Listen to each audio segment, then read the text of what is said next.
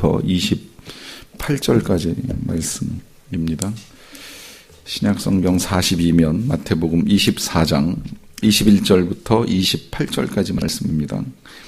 21절부터 28절까지 말씀을 저와 여러분들이 한 절씩 교독하겠습니다. 이는 그때에 큰 환란이 있겠음이라. 창세로부터 지금까지 이런 환란이 없었고 후에도 없으리라.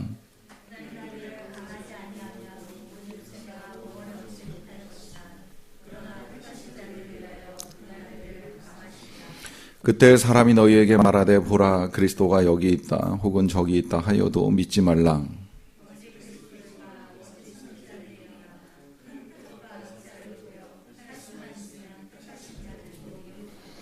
보라 내가 너희에게 미리 말하였노라.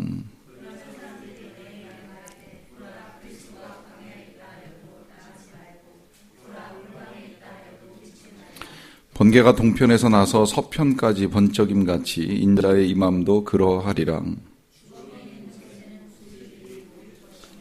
아멘. 요새 우리가 새벽에 보는 말씀 속의 사건은 야곱의 딸 디나가 이 세겜 족속의 주장인 세겜에게 이제 강간을 당하는 사건을 봅니다. 이 사건을 놓고 이 야곱의 가족들과 이 세겜의 가족들이 서로를 속이는 일이 진행되고 있습니다. 야곱의 가족들은 이 세겜 족속에게 한 가지 요구를 하죠. 우리 딸과 결혼하고 싶으면 다 할례 받아라. 우리가 할례 받지 아니한 백성들에게 딸을 주는 건 이제 우리의 수치가 된다. 그러니까 너네가 할례만 다 받으면 그러면 우리 딸을 줄 수 있다. 이제 이런 제안을 해요.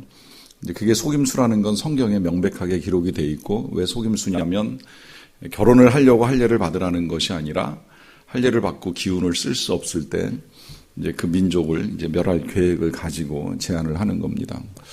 한편 이 세겜 족속은 그 제안을 받아들이고 이제 와서 자기 부족에게 이야기하기를 다 할례 받자.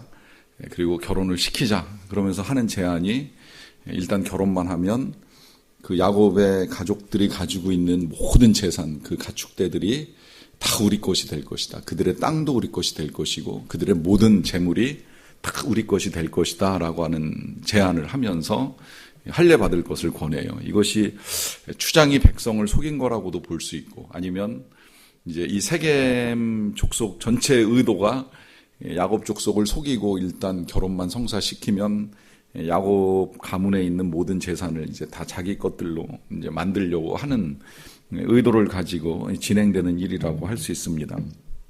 어떤 형태로든 지금 양쪽이 다 서로를 지금 속이는 일들을 진행하고 있어요. 이 일이 어디에서 비롯됐겠습니까? 이 속이는 일이 이 사람의 이 사탄의 일입니다. 절대 하나님의 일이 아닙니다. 우리의 믿음은 하나님을 이제 잘 믿는 데 있는데 이 한 가지가 분명합니다. 하나님은 거짓이 없으시다라고 하는 표현이 민수기에 나오는데요. 거짓이 없기 때문에 후회도 없으시고 이제 하신 말씀을 행치 못하시는 것이 없는데 반대로 사단은 처음부터 거짓말장이었어요. 그러니까 사단을 일컬어서 예수님이 거짓의 아비라고 하는 이제 표현까지 사용을 했는데 이 사건이 이 사실이 처음 창세기에부터 이제 확연하게 드러나는 거예요. 하나님은 사실을 말했습니다. 먹지 말라, 먹으면 죽는다. 사단은 거짓말을 하지요.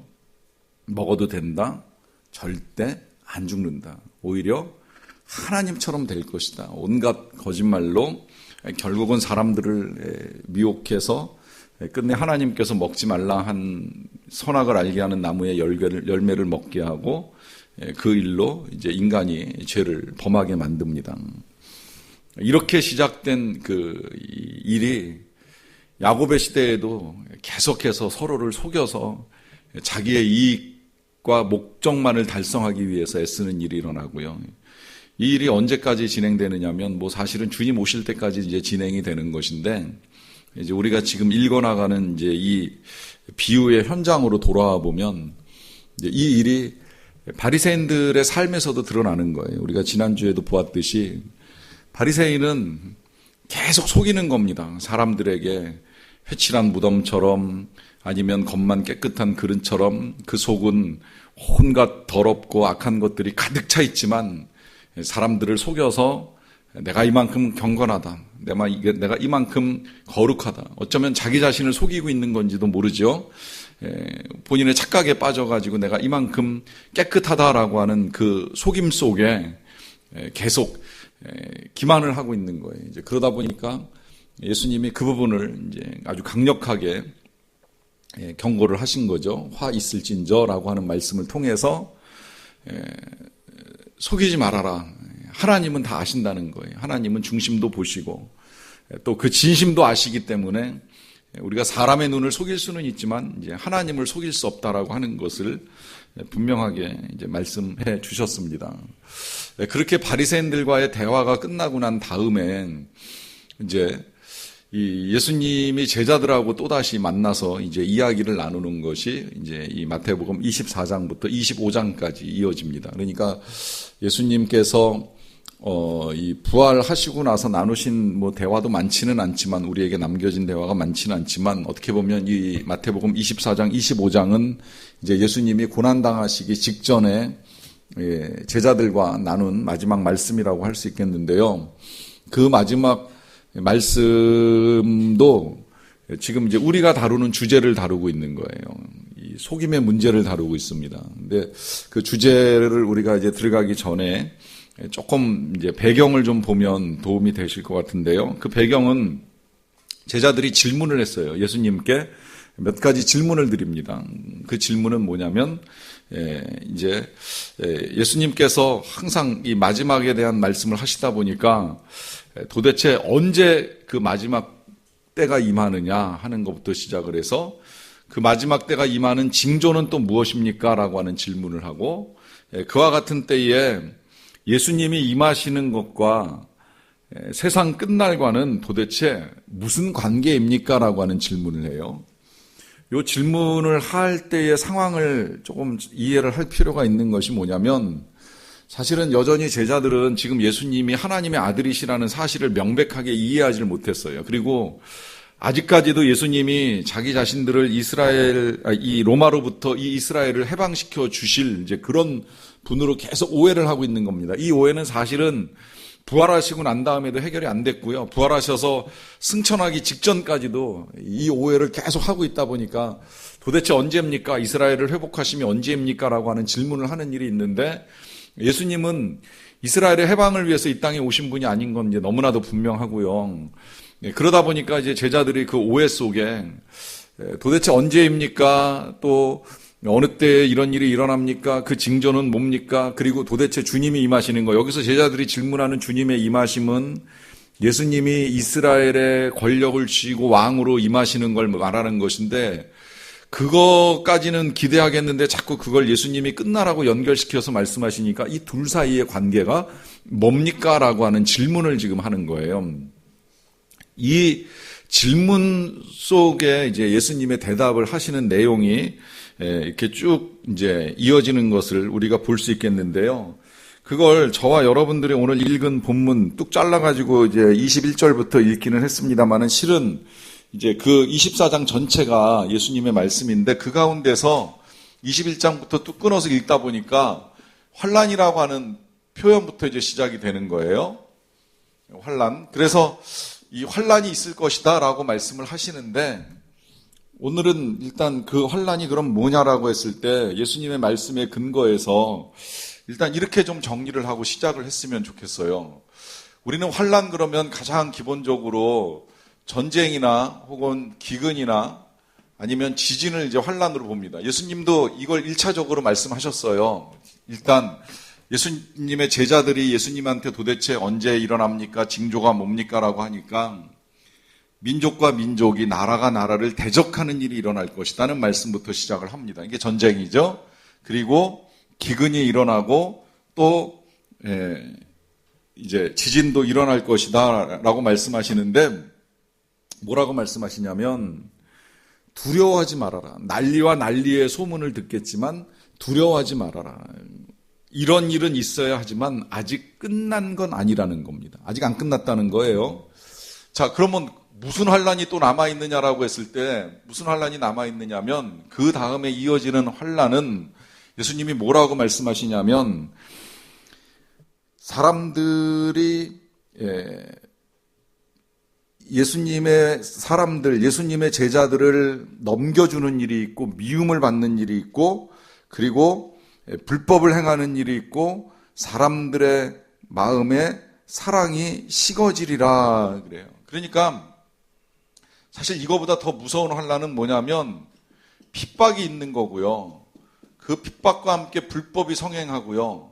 그 다음에 사람들이 서로 사랑하지 않는 사랑이 식어지는 무정함에 빠지는 겁니다. 뭐 냉정함이라고 해도 상관은 없고요.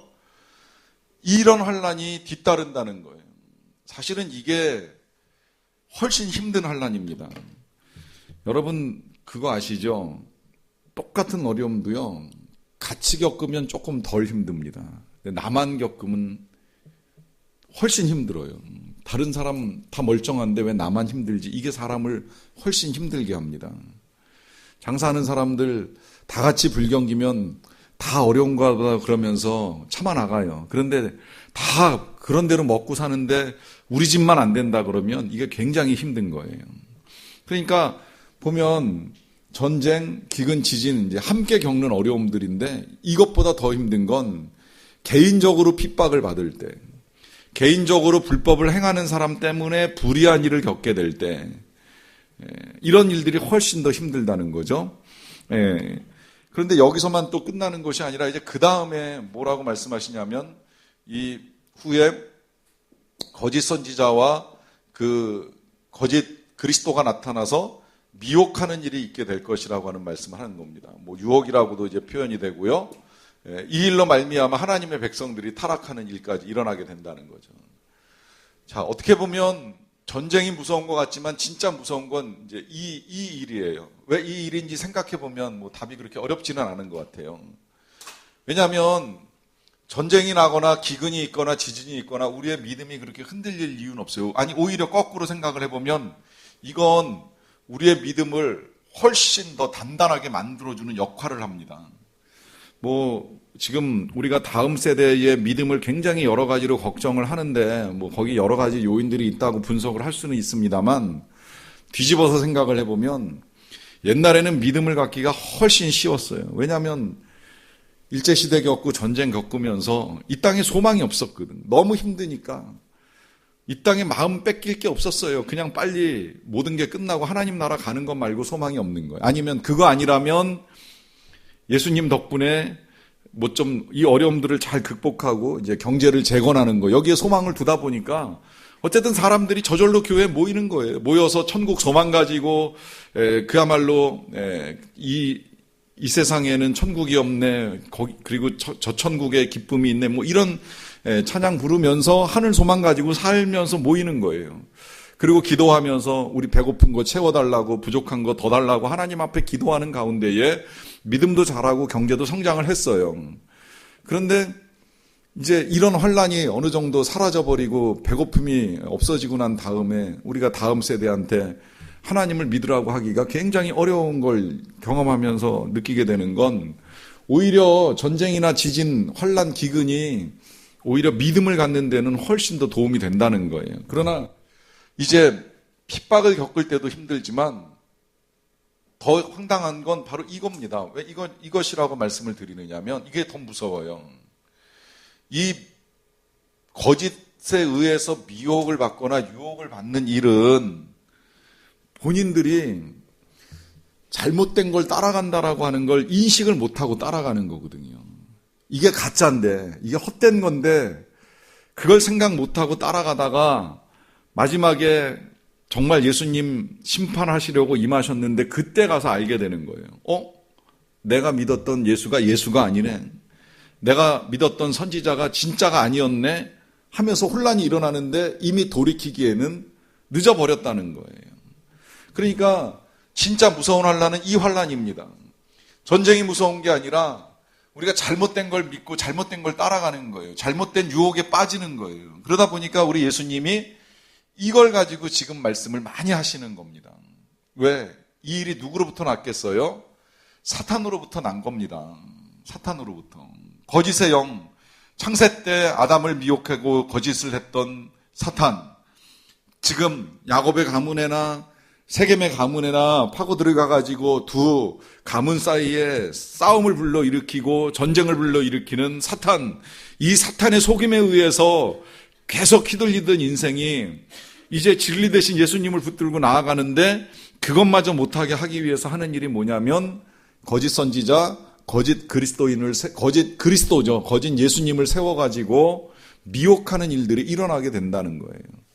그러다 보니까 예수님이 이제 그것을 경고하기 위해서 당부하시는 이제 비유를 저와 여러분들이 보게 되는 것인데요. 21절부터 읽어 나가면서 조금 더 구체적으로 보겠습니다. 이는 그때에 큰 환란이 있겠음이라 그래요. 큰 환란이 있겠음이라.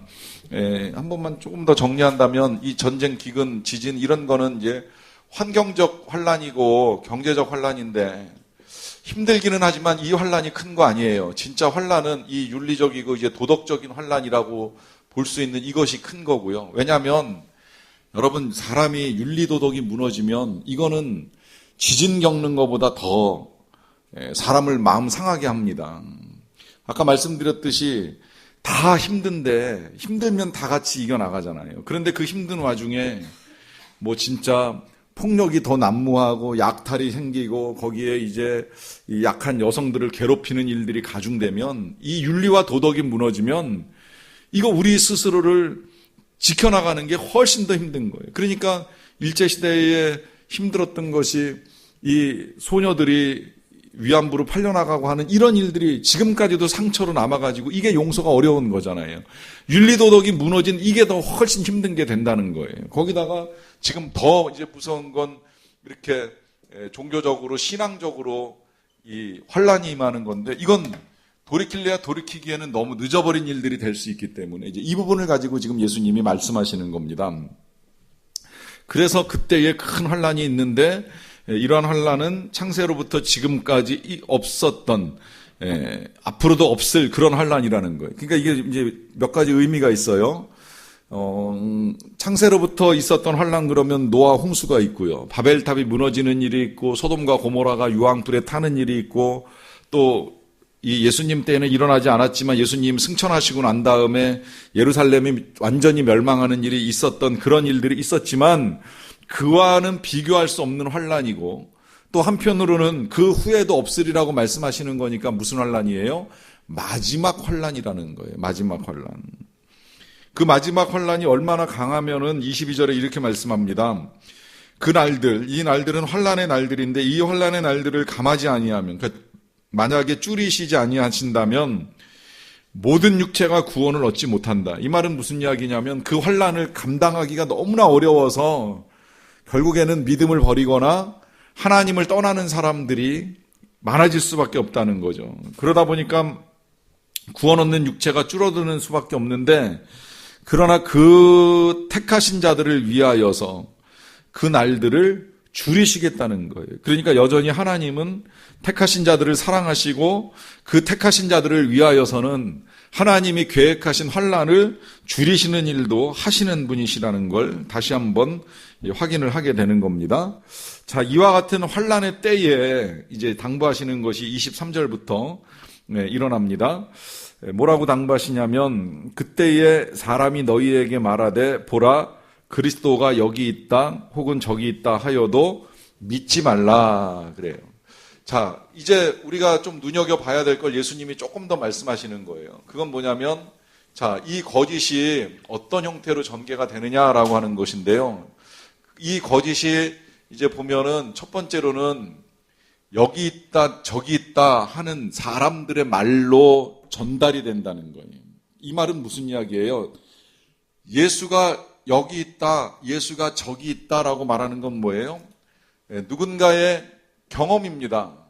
그 경험을 가지고 와서 이야기하는 거잖아요. 내가 거기에 예수님이 있는 걸 봤다. 어느 산에 가니까 예수님이 재림해서 거기 계시더라. 아니다, 저기 있다. 저기 가보니까 진짜 다시 오신 예수님이 거기 계신다라고 하는 어떤 경험을 가지고 미혹을 한다고 하더라도 뭐라고 말씀하세요? 믿지 말라는 거예요. 믿지 말라. 우리가 이제 이거 왜 믿으면 안 되는지에 대해서 제가 논리적으로 오늘 본문 속에서 정리를 다 해드리기는 할 텐데요.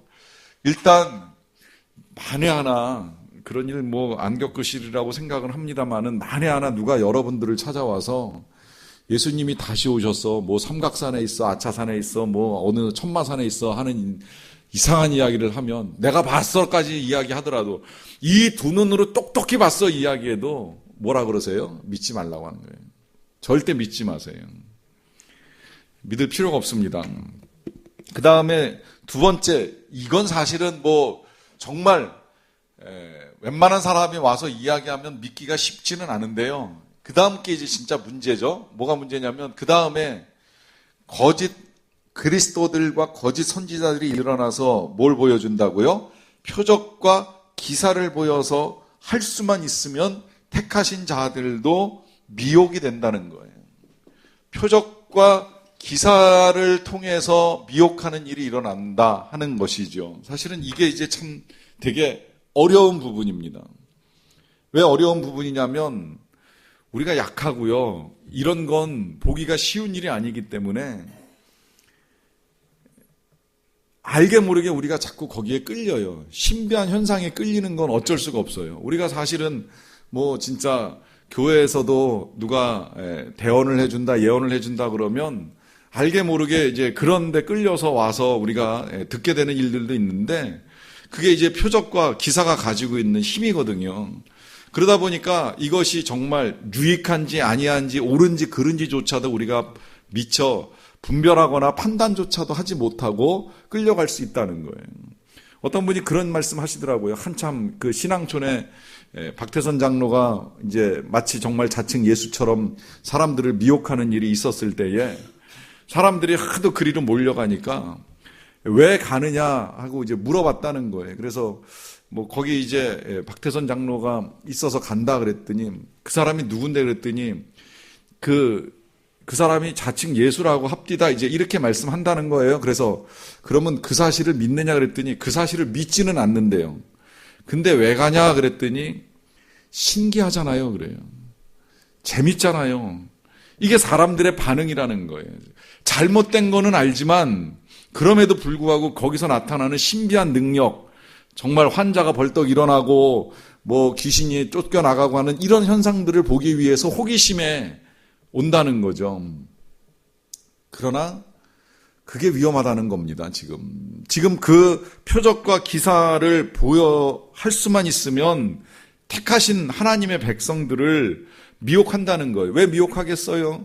미혹해서 결국은 그 속임수에 넘어가 하나님을 떠나게 만드는 거예요. 그리고 그 일에 있어서 우리가 주의해야 될 건 뭐냐면 거짓 선지자나 거짓 그리스도도 능력이 나타난다는 겁니다. 이게 진짜 무서운 거예요. 어떤 면에서 그 다음에 나타나는 뭐 광야나 아니면 골방에 이제 있다고 하여도 믿지 말라고 하시는데 사실 지금은 광야나 골방에 있다고 해가지고서 이거 확인하기 위해서 쫓아나가는 사람은 없을 것 같아요. 옛날 같으면 그래도 사람들이 세례 요한이 나타나니까 그 세례 요한을 보기 위해서라도 유대 광야에 가가지고 세례 요한을 만나는 일이 있는데 지금은 뭐 웬만큼 특별한 능력을 가진 사람이 교회에 나타나도 우리가 모이지 않는 시대를 살고 있기 때문에 광야에서 누가 뭐 거짓 선지자나 그리스도가 나타나서 내가 선지자네 그리스도네 하고 외쳐도 따라가지는 않을 것 같아요. 근데 그렇게 생각을 하기는 합니다만 또 한편으로는 그래도 따라가는 사람들이 있어요. 뭐 예수님이라고 해서 따라가는 사람들도 있고요. 알게 모르게 우리나라에 지금 재림하신 예수님이 한 400분 정도 계신다고 하는 이야기를 듣는데 그 400분 정도 되는 분들 중에는 그래도 수백 명 모아놓고 재림 예수처럼 행세하는 사람도 있다는 이야기가 있어요. 사실인지는 저도 잘 모르겠어요. 그런데 그런 예수 이외에 나름 정말 특별한 계시와 능력을 받았다고 말하는 이단 목사들 있잖아요. 지금 뭐 언론에서 요새 한참 시끄러운 그 신천지부터 시작을 해서 만민중앙교회 이르기까지 상식적으로 봐도 이건 영 아니거든요. 왜 재림하신 예수님이 두루마기 입고 계시는지 때로 이해할 수 없을 때가 있고, 왜 하고 많은 옷 중에 하얀 양복에 하얀 구두를 신고 계실까 하는 의문이 생길 때가 있고요. 거기에 그 예수님이 이 사람 몰고 다니면 왜 그 한복 입은 여자들을 수백 명 도열시켜가지고 예배당부터 자가용 있는 데까지 줄 세워서 목사님 안녕히 가세요 이렇게 손 흔들게 만드는지 상식적으로도 이해가 안 가는데, 그걸 보고 그걸 따르면서 그것이 거짓이라는 걸 깨닫지 못하는 사람들이 있다는 거예요. 그러니까 지금 예수님께서 이와 같은 말씀을 미리 해주시는 거예요. 혹 표적과 기사가 나타나든지 광야에서 혹은 골방에서 있다고 하여도 믿지 말라라고 하는 말씀하시는 겁니다. 그걸 지금 25절에서 이렇게 말씀하시는 거예요. 보라, 내가 너희에게 미리 말하였노라. 그러면 사람들이 너희에게 말하되, 보라, 그리스도가 광야에 있다 하여도 나가지 말고, 보라, 골방에 있다 하여도 믿지 말라라고 하면서 그리스도께서 어디에 있다고 하여도 믿지 말아야 된다라고 하는 이제 말씀을 하시는데, 이걸 미리 말씀하십니다. 왜 미리 말씀하세요? 우리가 미혹받을 가능성이 있다는 거예요. 그러니까 우리가 미혹받을 가능성이 있다는 건 우리의 믿음이나 분별력이 약하다는 것이 아니라, 미혹하는 영은 끊임없이 창세 때로부터 주님 오실 때까지 멈추지 않고 활동을 한다는 겁니다. 계속해서 활동하는 거예요. 왜? 할 수만 있으면 택하신 자들을 미혹해서 넘어지게 만들기 위해서 이 일이 끊임없이 진행되고 있다는 거죠. 자, 그러면 이제 어떻게 우리가 분별하느냐? 분별은 쉬워요. 그 분별을 위해서 지금 예수님이 이제 27절에서 오늘 우리가 이제 비유로 보는 제목을 이제 말씀하신 것인데, 뭐라고 말씀하시냐면, 번개가 동편에서 나서 서편에서 번쩍임 같이 인자의 임함도 그러하리라 라고 말씀합니다. 자, 우리 예수님이 어떻게 지금 이제 재림하시는지에 대해서 한마디로 그냥 설명을 명백하게 해주셨어요. 그건 뭐라고 말씀하시냐면, 번개라고 하는 것으로 설명을 해주십니다. 번개. 우리 예수님이 비유의 천재인 건 우리가 지금까지 벌써 30편이 넘는 비유를 보면서 너무 많이 확인을 했어요. 예수님의 비유는 아주 명백합니다. 우리가 이해하기 힘든 걸 비유를 통해서 명백하게 우리에게 전해주시는 분이신데, 우리 주님 어떻게 오시는가라고 했을 때에 그걸 딱 한 단어로 우리가 잊어버리지도 않게 지금 이제 우리에게 알려주신 거예요. 그 한 단어가 번개. 이것만 우리가 기억을 해도 실은 이 쓸데없는 거짓 선지자들이 어떤 방식으로 와서 우리를 미혹해도 우리는 넘어갈 이유가 하나도 없는 거예요. 자, 그러면 이 번개가 가지고 있는 의미만 우리가 이제 이해하면 되는 건데, 그 의미가 뭐냐? 여러분, 번개가 어떻게 지나가요? 번쩍하고 지나가죠. 순식간에 지나갑니다. 그러니까 번개는 순간적이고 일시적이라는 거예요. 그 말은 무슨 이야기가 되는 거냐면, 절대 우리 예수님의 재림은 예수님의 초림처럼, 그러니까 처음 오실 때처럼 절대 점진적이지 않다는 겁니다. 그러니까 혹시라도 만에 하나 내가 예수다라고 말하는 사람이 주민등록번호 가지고 있으면 그건 100% 가짜예요. 왜 가짜인지 아시죠? 예수님은 주민등록번호를 가지실 수가 없습니다. 한국 사람이 아니어서가 아니라 주민등록을 갖고 있다는 건 뭐예요? 출생신고를 했다는 거잖아요. 다시 오시는 예수님은 절대 아기의 몸으로 이 세상에 태어나는 일이 없습니다. 처음에야 하나님의 아들이 사람의 몸을 입고 이 땅에 오셔야 되니까 여인의 몸을 빌어서 잉태도 되시고 출생도 하시고 성장도 하시고 성인이 되는 과정을 거치셔야만 했지만, 다시 오시는 예수님은 그렇게 오실 필요가 없으신 거예요. 이미 하나님의 나라에 계시고 다시 그 몸 그대로 오시는 거지, 똑같이 또다시 성장 과정을 거쳐야 될 이유가 없기 때문에 주민등록도 필요가 없는 거예요. 그냥 그야말로 번쩍 일시적으로 순간적으로 이 땅에 나타나시는 거예요. 그러니까 번개라고 말씀하는 또 하나의 이유가 무엇이냐면, 그건 지금 동쪽에서 번쩍거리면 서쪽에서 알 수 있다고 말씀하셨잖아요. 이 말은 우주적으로 임하신다는 의미입니다. 우주적으로 임하신다는 표현 자체는 모든 공간을 초월해서 예수님이 임하시는 것을 알 수 있다는 겁니다. 이렇게도 이해하셔도 좋을 것 같아요. 여러분, 번개가 칠 때 어디에서 번개가 치는지는 몰라도 번개가 쳤다는 사실은 알죠. 이걸 우리가 번개가 치는 걸 눈으로 볼 수도 있고 못 볼 수도 있는데 번쩍할 때 번개가 쳤구나라고 하는 건 다 알잖아요. 방향은 몰라도. 그러니까 바로 그거예요. 예수님의 재림이 어디에서 어느 지역으로 임하시는지는 우리가 몰라도 재림이 임하시는구나라고 하는 사실은 다 알 수 있다는 겁니다. 이해가 되시죠? 이걸 우주적이라고 지금 말씀을 드리는 거예요. 한순간에 어디에 우리가 머물고 있든지 예수님이 오셨다는 사실을 모를 사람은 없다는 겁니다.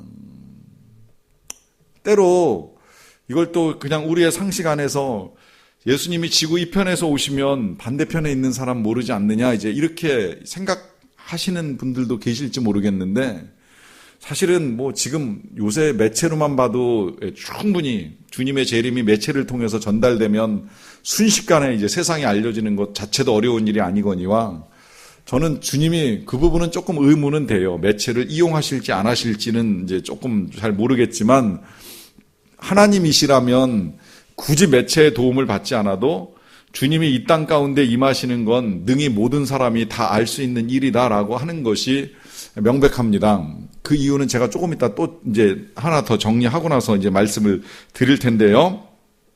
일단 이제 그 세 번째 이유하고 이제 연결이 돼요. 그건 뭐냐면, 왜 예수님이 번개를 가지고 말씀을 하셨냐면, 여기 예수님의 재림에 위엄과 권세가 있기 때문입니다. 자, 하고 많은 것 중에 번개를 말씀하신 이유가 여기에도 있다고 이제 생각을 하는 건데요. 그건 왜 그러냐면, 번개 칠 때의 느낌 여러분들 가지고 계시죠? 번개가 번쩍할 때. 번개는 사실은 마른 하늘에서는 잘 이렇게 나타나지 않아요. 나타나도 실은 또 잘 몰라요. 번개가 치기 전엔 구름이 낍니다. 세상이 좀 컴컴해질 때가 있어요. 그러다가 갑자기 번개가 번쩍하고 그 다음에 뭐가 뒤따라요? 천둥이 뒤따르죠. 그러고 나면 이제 비가 쏟아지는구나라고 하는 사실을 알게 되고, 실제로 이제 비가 내리는 걸 우리가 경험을 하게 됩니다. 그 번개가 치고 나서 천둥이 이제 우르르 쾅쾅하고 울리게 될 때에 그 하늘이 우리에게 울려주는 이제 위엄과 권세가 있는 걸 어느 정도는 느끼잖아요. 그리고 뭔가 쏟아지겠구나 하는 것도 징조를 우리가 경험하게 되는 것이고요. 똑같다고 생각하시면 틀릴 것이 없는 것이, 혹 우리가 만약에 정말 예수님의 재림이 번쩍하고 임하는데 모른다고 해도 이건 시각적으로 이제 못 볼 수 있는 일이에요. 시각적으로 그걸 우리가 못 본다고 하더라도 마치 번개 뒤에 천둥이 소음으로 우리 귀를 울려주는 것처럼 주님 재림하실 때에 은밀한 중에 조용히 나타나시는 것이 아니라 천군과 천사장과 함께 오셔서 나팔 소리로 호령하는 일이 있습니다. 소리가 들린다는 이야기예요. 그러니까 예수님의 임재가 그냥 단순히 시각적으로만 드러나시는 것이 아니라 청각적으로도 우리 모든 백성들이 다 들을 수 있게끔 임하는 이 위엄 있고 권세 있는 이 나타나심이기 때문에, 이거를 어느 날 어디서 태어났는지도 모르는 사람이 잘 성장해가지고 뭐 광야에서 도 닦다가 뭐 골방에서 기도하다가 나중에 보니 내가 예수였네 이러면서 나타나실 일이 하나도 없다는 거예요. 더더군다나 이제 이것이 이렇게도 생각을 해보시면 좋을 것 같아요. 예수님이 재림하시는 걸 믿음이 있는 사람만 알고 믿음 없는 사람은 모를까요? 절대 그렇지 않습니다. 혹시라도 이제 이런 착각도 우리가 다 일소시키자는 거예요. 누가 어디 가서 예수님 재림한 거 봤다, 내가 봤으니까 여기 있다 저기 있다 하면서 와서 너도 한번 예수님을 믿어라 하면 거꾸로 이런 생각 해보실 필요도 있잖아요. 그 사람이 만난 예수님을 나는 왜 못 만났을까? 그는 믿음이 좋아서 만나고 나는 믿음이 나빠서 못 만난 걸까요? 아니라는 겁니다. 예수님의 재림은 믿음 좋은 사람만 만나는 것도 아니고 믿음이 없어서 못 만나는 것도 아니에요. 이걸 명백하게 말씀드리는 이유는 뭐냐면 우리 주님이 다시 오시는 사건은 결국 이 모든 사건은 심판을 위해서 오시는 것이고 심판은 반드시 구원과 멸망으로 나누어지는데 이 구원과 멸망 둘 중에 하나에 있어서 예외되는 사람은 한 사람도 없습니다. 구원을 받든지 멸망을 하든지. 그러니까 이 이야기는 무슨 이야기가 되는 거냐면 우리 예수님의 다시 오심은 신자나 불신자나 예외 없이 다 보게 되는 사건이라는 거예요. 그야말로 번개가 번쩍일 때 남녀노소 예외 없이 그 번개가 번쩍이는 걸 볼 수 있는 것처럼 주님 다시 오시게 될 때는 예수 잘 믿은 사람이나 적당히 믿은 사람이나 아예 안 믿고 심지어 안 믿을 뿐만 아니라 웃기는 소리 하지 말라고 예수가 어디 있냐고 예수가 무슨 하나님의 아들이냐고 조롱하며 예수님을 멸시하고 무시했던 사람까지도 다 예외 없이 그 예수님을 만나게 되는 일이 일어나게 된다는 거죠. 그러니까 이게 이제 우주적 사건이고 위엄과 권세를 가진 사건인 게 너무나 분명해지는 거예요. 그러니까 예수님 뭐라고 말씀하시는 거예요? 누가 표적 행한다고 능력 행한다고 기사를 행한다고 믿지 말아라. 그는 절대 예수가 아니라는 거죠. 혹 누가 저기 있다 여기 있다고 해도 따라갈 필요 없다는 거예요. 뭐 광야에 있다 골방에 있다 뭐 누가 기도 많이 한 거 보니까 그게 진짜 예수님이신 것 같다. 예수님이 이제는 그런 모습으로 오시지 않습니다. 그건 자꾸 이제 성경을 읽다가 성경에서 예수님을 이렇게 들여다보다가 자기도 그렇게 따라가다가 이제 스스로가 그런 예수님이라고 착각을 하는 데서 비롯된 일이지 절대 예수님이 다시 오실 때는 그런 방식으로 오지 않는다는 거예요. 그래서 예수님이 번개를 통해서 예수님의 재림을 명백하게 우리에게 말씀해 주시고요. 그리고 이제 한 가지를 더 말씀하셨습니다. 28절입니다. 죽음이 있는 곳에 독수리들이 모일 것이니라 그래요.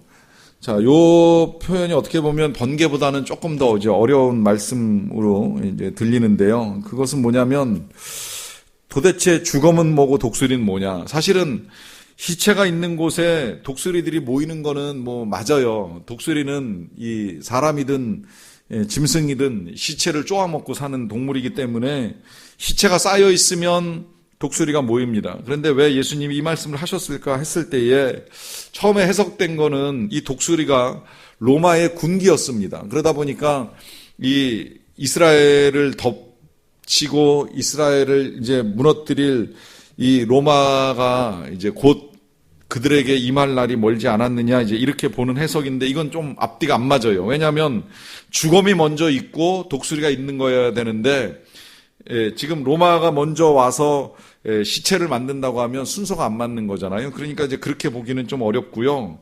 아니라면 이제 그 다음에 이 독수리는 그러면 이 심판하기 위하여 임하는 하나님의 천사들이냐 이제 이렇게 보는 해석도 있는데 그것도 적당하다고 보기는 어렵고요. 그냥 요 표현 자체를 놓고 보면 독수리가 임하는 상황을 한번 생각을 해보는 겁니다. 사실 우리 사회에도 지금 사람이 죽게 되는 일들이 일어나고 그러면 이제 시신을 처리하는 일들이 있게 되는데 그렇다고 해서 지금 독수리들이 모이는 건 아니잖아요. 왜 안 모여요?